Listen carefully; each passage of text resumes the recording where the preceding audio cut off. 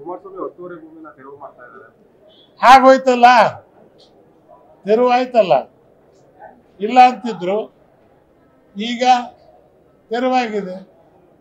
ಕುಮಾರಸ್ವಾಮಿ ಕ್ಷಮೆ ಕೇಳ್ತಾರ? 14 ವರ್ಷದ ಜಮೀನಿನ ಬಾಡಿಗೆ ಕೊಡು ಅಂತ ಹೇಳಿ ಅವರಿಗೆ ಏನ್ 20 ವರ್ಷದಿಂದ ಆ ಜಮೀನಲ್ಲಿ ಮಾಡ್ಕೊಂತೀವಿ.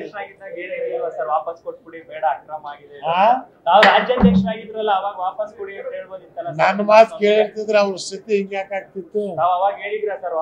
ಎಲ್ಲ ಹೇಳಾಗಿತ್ತು, ಹೇಳೋ ಆಗಿತ್ತು. ಪ್ರತಿಯೊಬ್ರು ಅಡ್ವೈಸ್, ನನ್ನ ಅಡ್ವೈಸ್ ಕೇಳಲಿಲ್ಲ ಅವರು. ಈ ಟೆಂಪ್ರವರಿಯಲ್ಲಿ ಮಂತ್ರಿ ಇದ್ದಾರೆ, ಅದು ಹೋದ್ಮೇಲೆ ಗೊತ್ತಾಗತ್ತೆ ನೋಡಿ. ಕುಮಾರಸ್ವಾಮಿ ಒತ್ತುವರಿ ಭೂಮಿನ ತೆರವು ಮಾಡ್ತಾ ಇದ್ದಾರೆ.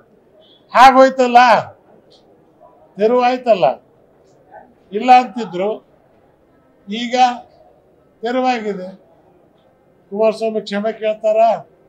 14 ವರ್ಷದ ಜಮೀನಿನ ಬಾಡಿಗೆ ಕೊಡು ಅಂತ ಹೇಳಿ ಅವರಿಗೆ ಏನ್ 20 ವರ್ಷದಿಂದ ಆ ಜಮೀನಲ್ಲಿ ಮಾಡ್ಕೊಂತೀವಿ.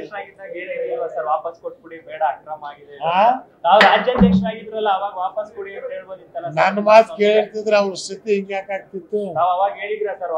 ಎಲ್ಲ ಹೇಳಾಗಿತ್ತು, ಹೇಳೋ ಆಗಿತ್ತು. ಪ್ರತಿಯೊಬ್ರು ಅಡ್ವೈಸ್, ನನ್ನ ಅಡ್ವೈಸ್ ಕೇಳಲಿಲ್ಲ ಅವರು.